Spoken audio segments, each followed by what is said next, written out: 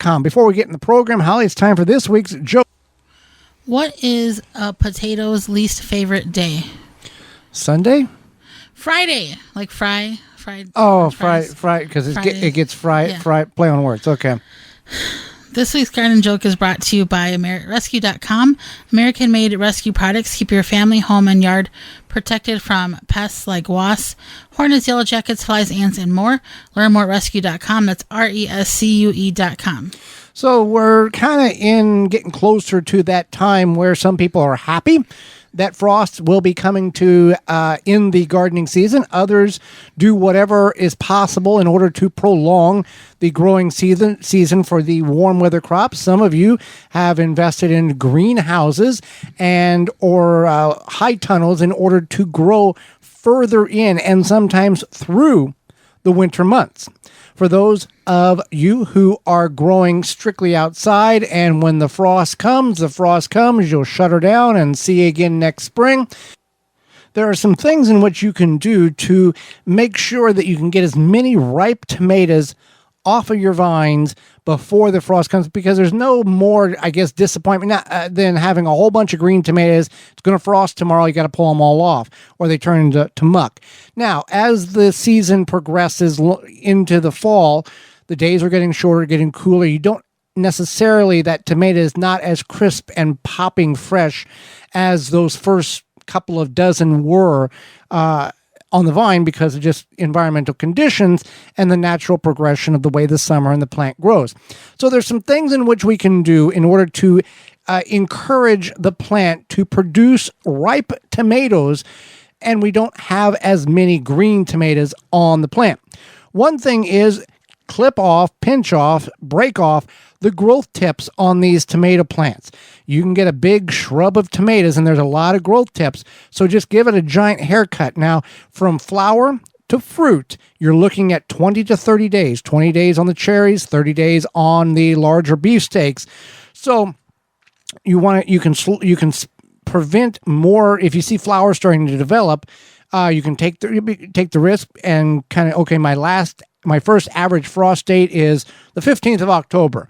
Well, there's been times here where we're now currently zone 6, where we've had frost October 10th, and we've had frost the week before Thanksgiving. So there's not here's the time you need to do it. Just giving you the information. Your mileage will vary. Do what you feel is best, but these are some true tested tips that will help. So take off the growth tips to prevent the plant from continue to growing out, stress the plant out to put the fruit and develop the fruit that's currently on the plant. Another thing you can do is take a shovel and go around the base of your tomato plant 3/4 of the way around and just slice straight down. In order to cut the roots off. You want to go about 6 inches away from the stem, and you want to leave about 1/4 of those roots available, but you want to cut the rest off so you're stressing the plant out.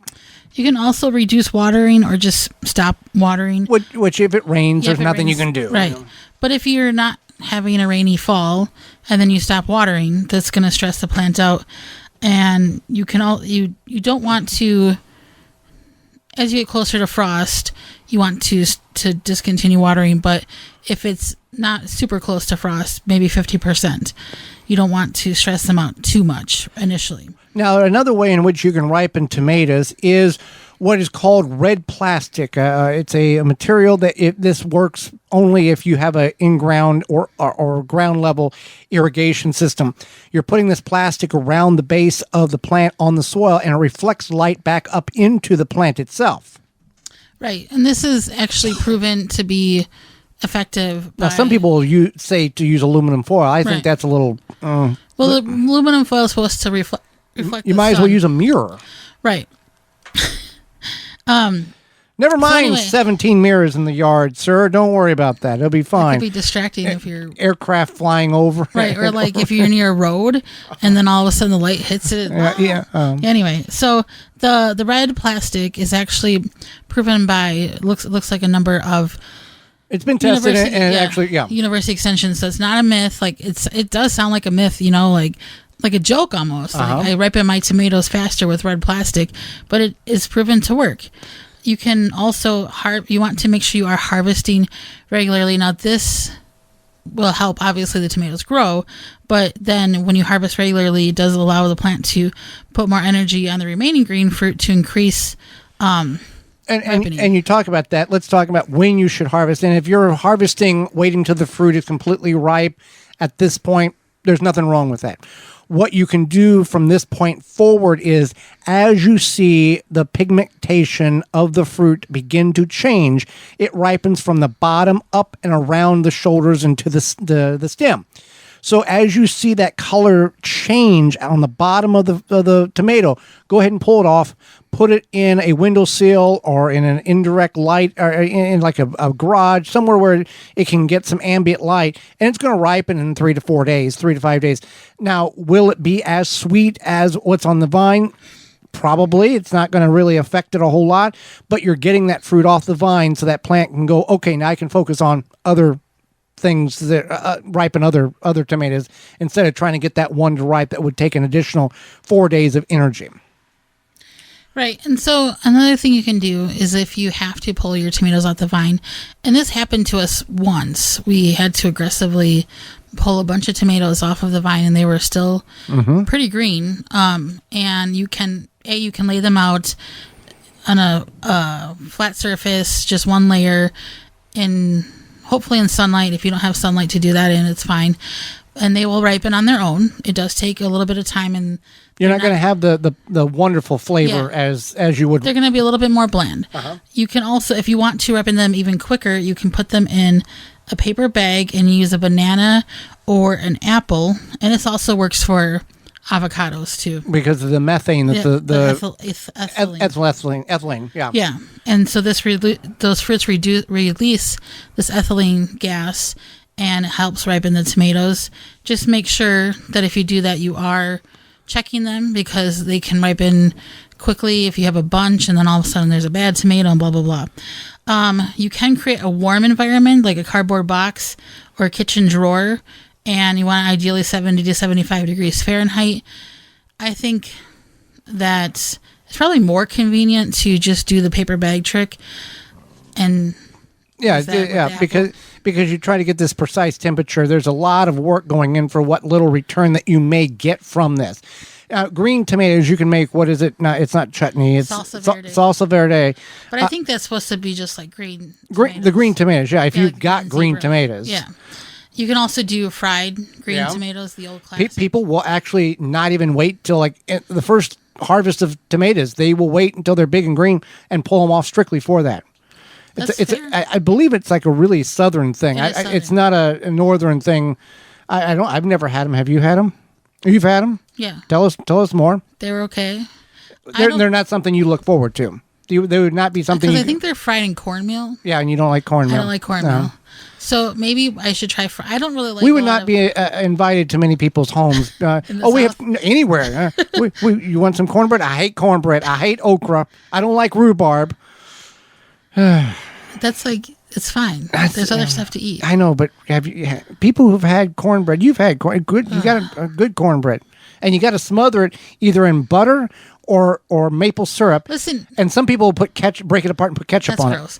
Listen, if you have to smother whatever you baked in something else, it's not good. You take pancakes and you smother them in butter. No, I don't smother mine in butter and syrup. You put butter and syrup on them? A little bit, yeah.